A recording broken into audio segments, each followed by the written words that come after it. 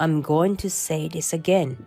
So listen up, alright? I'm going to use your card for a family trip. We'll be gone for a while, so take care of the house. Shocked by Steve's words, I searched through my wallet. Though I was sure my gold card was there, it was nowhere to be found. I couldn't help but laugh. Hey, that card's expired, isn't it? Can you even still use it? As I said this with a hint of amusement, Steve raised his voice in surprise. What did you say? He went on to say something more, but I ignored him and hung up the phone. More than anything, I suddenly felt relieved at the thought of having some time to myself. I was only concerned about how Steve and the others would look when they returned and how their trip went. Imagining Steve panicking right now brought a surge of laughter. At this moment, none of us could have imagined how this family trip would change the course of our lives. My name is Catherine Miller. I work full-time at a bank. I may not be particularly good at my job, but I work hard, and currently I am a supervisor leading my subordinates. I have seriously strived to balance family and work. In the banking industry, retirement age is set at 55. Currently, I am 51. With only a little time left, my goal is to work until retirement. All my colleagues and friendly juniors, except for me, have retired upon getting married. At that time, it was common to quit your job when you got married. This was because bank jobs were seen as special, and the burden on mothers with children was widely recognized as being heavy. There were times when I would come home late at night. Moreover, I had to leave for work early in the morning, and the environment for raising children was not conducive. Even if my child fell ill, I couldn't respond immediately.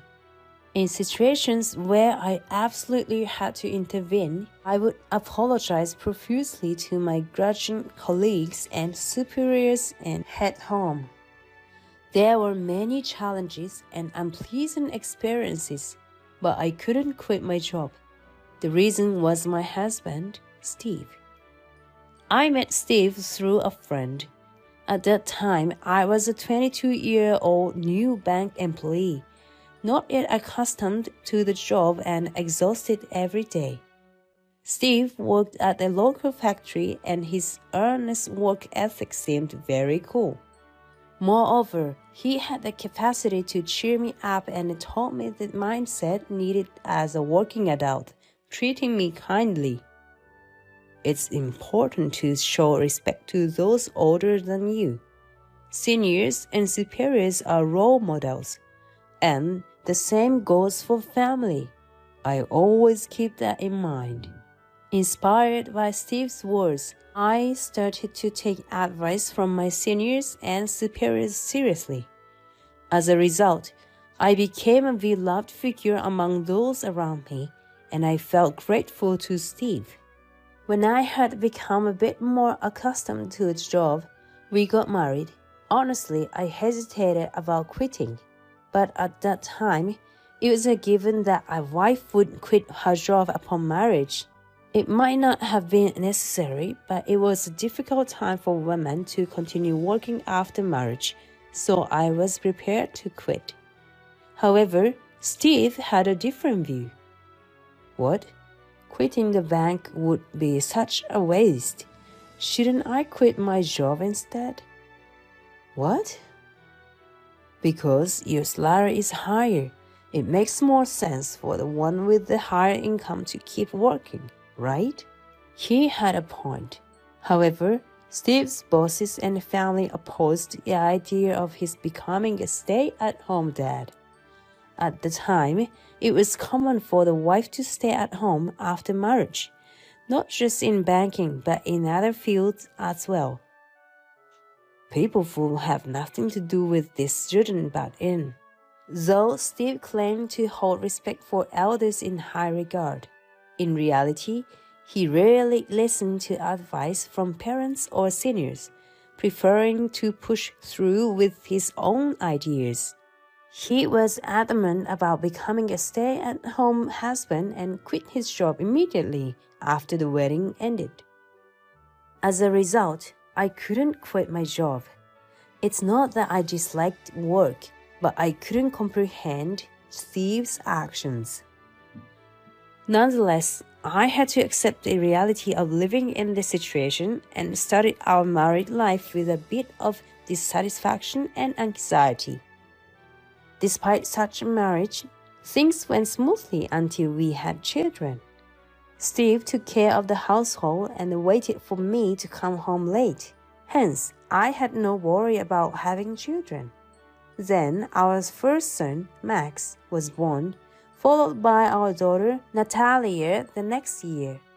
While I was on maternity and prenatal leave, Steve earned our living with daily jobs. When I returned to work, we went back to our original lifestyle. Steve as a full-time household husband, and me supporting the household financially.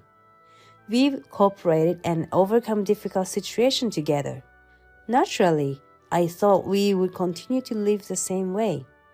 However, Steve started neglecting household chores while complaining about the difficulties of child rearing. Of course, I understand that child rearing is tough. I told him it's okay to do what he can without pushing himself too hard. But Steve began to vent his frustrations on me, exhausted from work every day. You're lucky to be able to talk with someone who understands our language.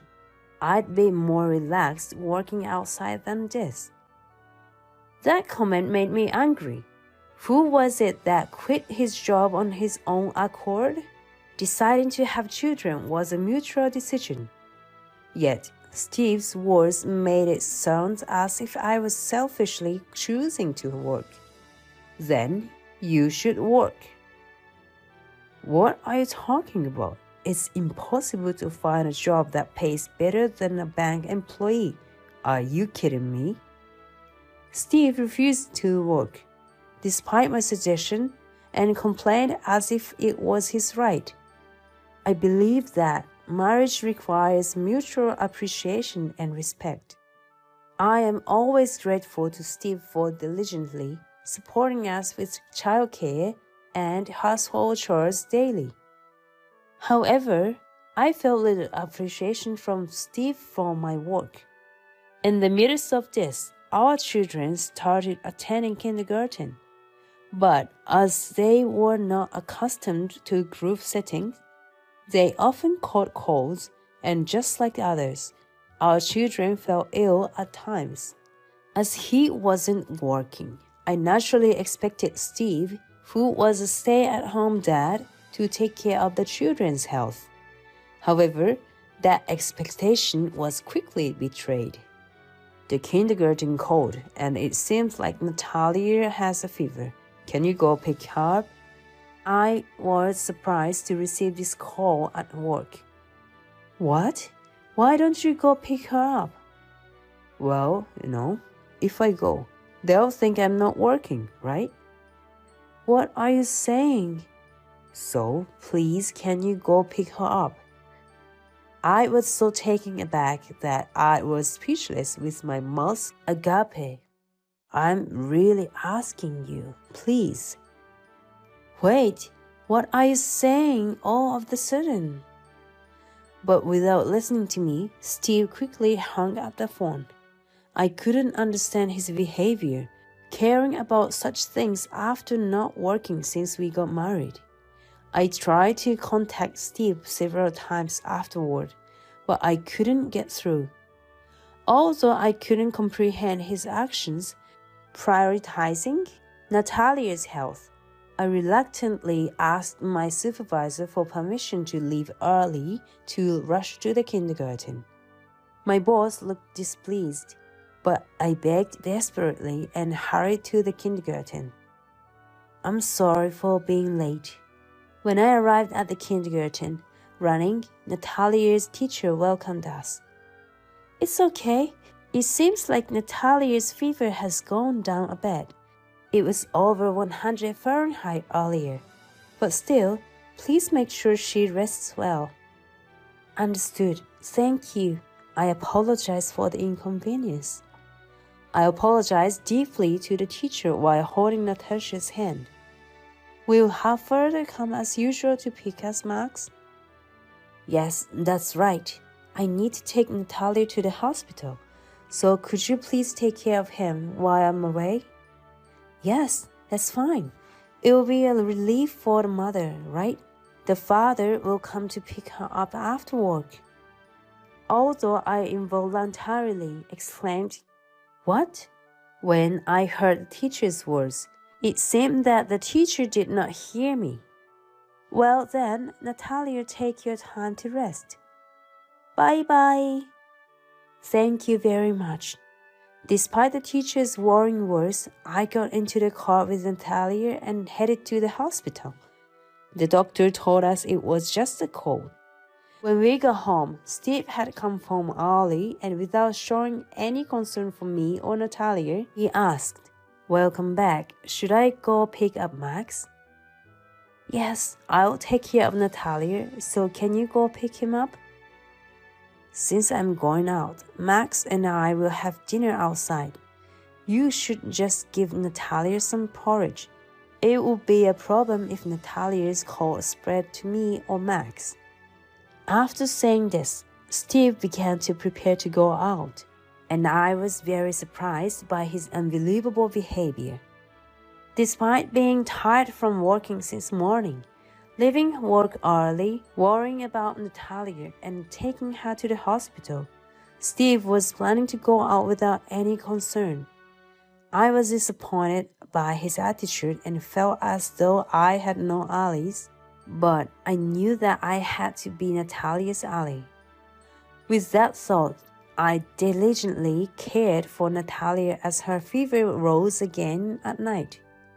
And from then on, it became my role to pick up the children whenever they were unwell.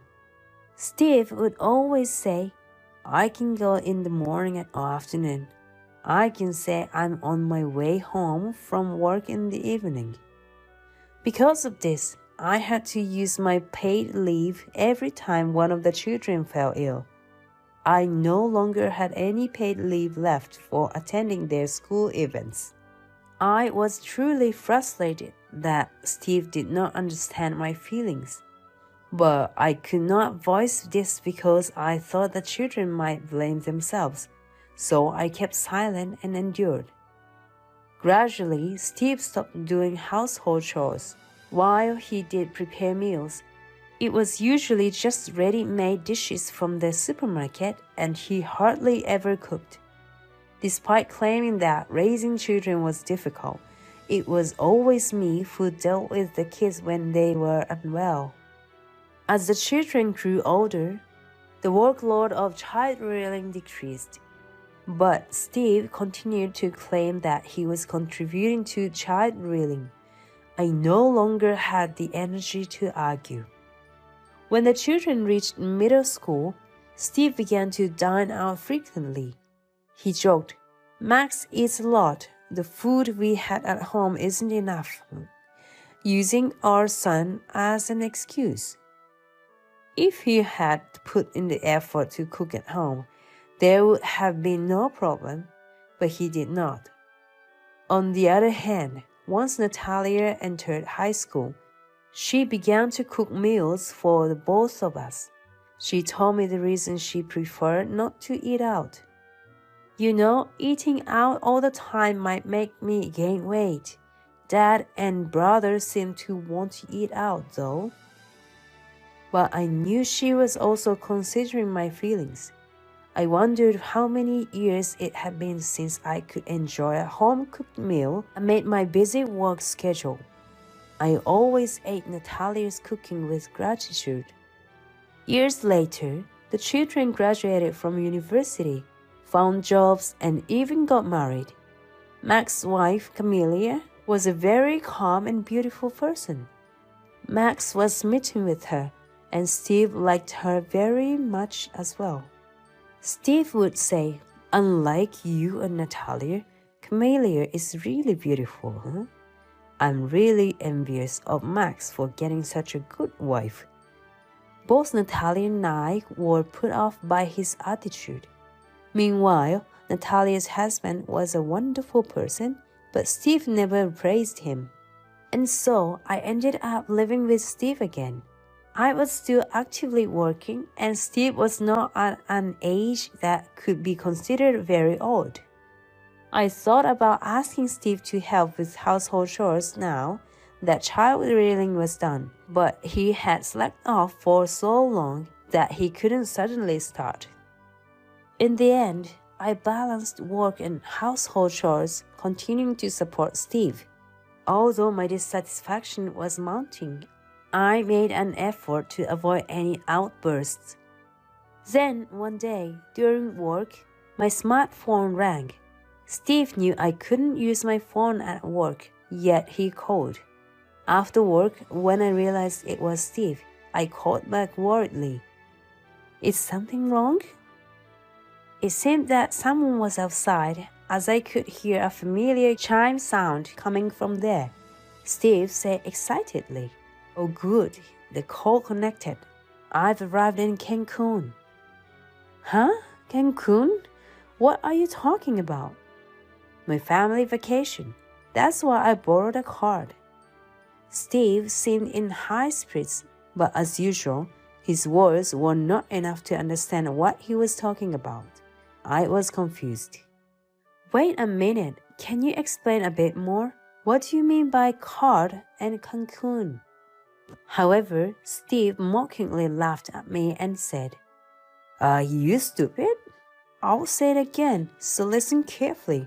I'm going to use your card for a family trip with Max and his wife. Don't expect me home for a while." I finally understood that the chime I heard was the sound of the airport announcement. It was clear that Steve's words were true, but it was hard for me to accept. "This is too sudden. If you were going, you should have told me earlier." "It wouldn't make any differences if I told you. Anyway, take care." "Did you say you borrowed my card?" "Yeah, I borrowed it from your wallet this morning. You'll be going to work today and tomorrow, so you won't be using it," I thought. I was shocked by Steve's words and checked my wallet. Indeed, my gold card, which should have been there, was missing. Upon confirming this, I couldn't help but laugh. "Are you talking about the gold card? You took that one?" Steve spoke to me in a calm voice despite my laughter. "Yeah? Is there a problem?" "You did bring other money or cards with you, right?" "Of course not. You, the breadwinner, paying for the family trip shouldn't be a problem, right?" Steve said arrogantly. It seemed that Steve was not concerned about using my card at all and was completely comfortable with the idea. "You intend to pay with my gold card?" "Of course." "Oh, but you know, that card's expired. I wonder if you can still use it." When I said this cheerfully, Steve exclaimed in surprise, "What? Why didn't you check properly?" "Silly, aren't you?" "Well, I'm looking forward to the souvenir." "Hey, wait!" I ignored Steve's word and hung up the phone. Although going on a trip is not bad, why would he take someone else's card without permission? Despite my astonishment, I started to prepare to go home. So I'm on my own for a while starting today. Usually, the thought of Steve being at home would dampen my spirits, but today the house was empty. For the first time in decades, I felt a sense of freedom. That night, I ordered sushi delivery and invited my daughter and her husband, who live nearby. "Mom, what happened? By the way, where's Dad?" as Natalia asked. I laughed and told them about how Steve had gone on a family trip with Max and his wife. Actually, he went on a family trip with Max and his wife, and he even took my card without asking. He took it without asking? That's unbelievable. Natalia expressed her anger. She also seemed unable to understand why I was laughing. Mom, it's okay to be angrier. Natalia looked at me with displeasure, but I couldn't help feeling excited about what kind of faces Steve and the others would have when they returned. Natalia and her husband didn't seem to quite understand my attitude. It was only after a call from Steve that Natalia and her husband understood what I meant.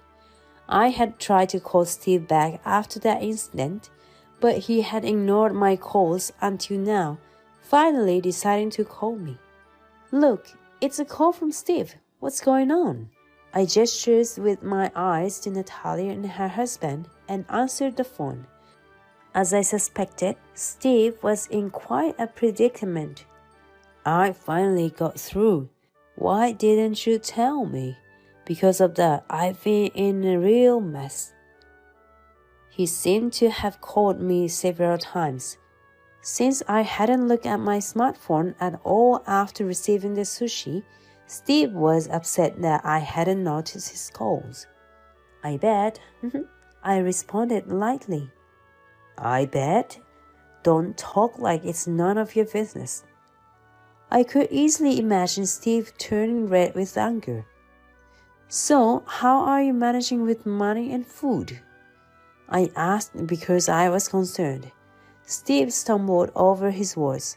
It seemed he was trying to say something, but I couldn't hear him clearly. Huh? I can't understand what you're saying. Camilla has been paying with her card instead, but I feel guilty for having her provide 3 meals a day, so I'm planning to eat microwave food every night. He confessed that he had put his pride aside and had Camilla pay with her card. Steve's voice reached Natalia and her husband, and they were also taken aback. Is that so? Well, please give my regards to Camilla. Max had been lying on my card, and it seemed he had left his own behind, but it was a bit of a relief that Camilla had her card. Considering the current exchange rates, it might be difficult, but they were managed somehow. Imagining Steve and Max apologizing to Camilla, I burst out laughing. After hanging up the phone, Natalia asked me, Mom, what's going on? Actually, my card expired. I have a new one, but I hardly use it, so I just left it as is. What? Dad went on a trip with an expired card. At Natalia's words, her husband began to laugh uncontrollably.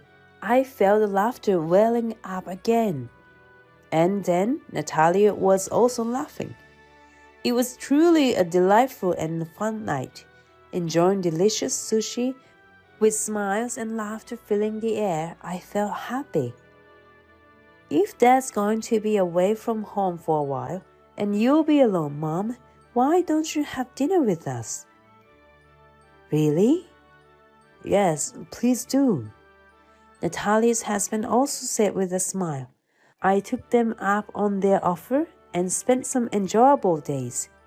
Then, on Saturday, I got a message from Steve. It was my day off, and it seemed that Steve and the others had finally returned home that day. It was a pity that the fun days were over. Steve instructed me to prepare some food as his eldest son and his wife would be coming over. With a sigh, yet mindful of the trouble we caused Camilla, I proceeded to prepare the meal with gratitude. Welcome back! When the three of them arrived home, Steve and Max had somber faces, and Camilla seemed somewhat displeased. Confused by their appearances, as they didn't look like they had just returned from a trip. I first urged them to come inside. However, Max started their conversation with a complaint directed at me. It's really irresponsible to keep an expired card in your wallet. Because of that, we had a terrible time. Excuse me? I was shocked to find myself being yelled at by Max for some reason. Furthermore, Steve also chimed in. To think you can't even manage your own card properly. Maybe as a full-time household husband, I've been too lenient. That's right, Dad. There's no benefit in this. Why don't you just divorce? Maybe you're right, Max. Well, I might forgive her if Catherine apologizes. I was stunned by their selfish remarks. It deeply saddened me to realize they lacked so much understanding. Yet, I knew getting angry was pointless. While I searched for words, something surprising happened. Camilla, Max's wife, spoke up. Camilla exclaimed, What? What are you talking about?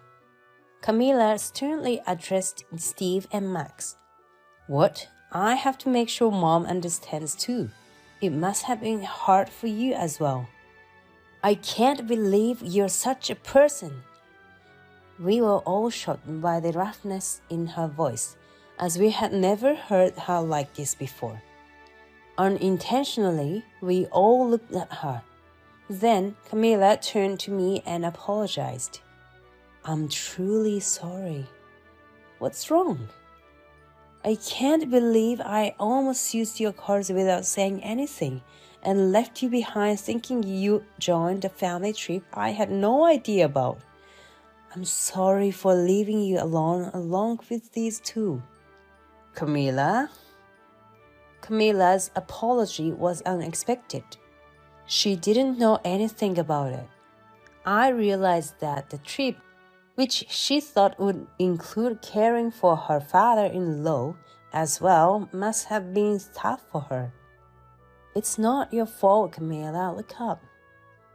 I realized that this pleased face she had when we arrived home was directed towards these two. There's one more thing I'm sorry for. What is it? I don't want to be with Max anymore, knowing he could do such things. Max turned pale at her words. What? Wait, what do you mean? I'm sorry, I want a divorce. There was no reason to object to her reasoning. I believed Camilla deserved someone far better because she was such a wonderful person. It's okay. It's your life that's important. That was all I could say. Both Steve and Max's face turned pale, with Max collapsing to the ground. But I couldn't bring myself to side with Max. After that, Camilla and Max's divorce was settled. Max blamed me and Steve for the divorce. Later, Max returned home, quit his job, and wouldn't come out of his room. Meanwhile, my words to Camilla, "It's your life," kept echoing in my mind. I kept questioning if my life was really okay as it was. The accumulating frustrations from the trip, with no apologies from the two, turned into dissatisfaction. Unable to bear it, I eventually brought up divorce to Steve. What?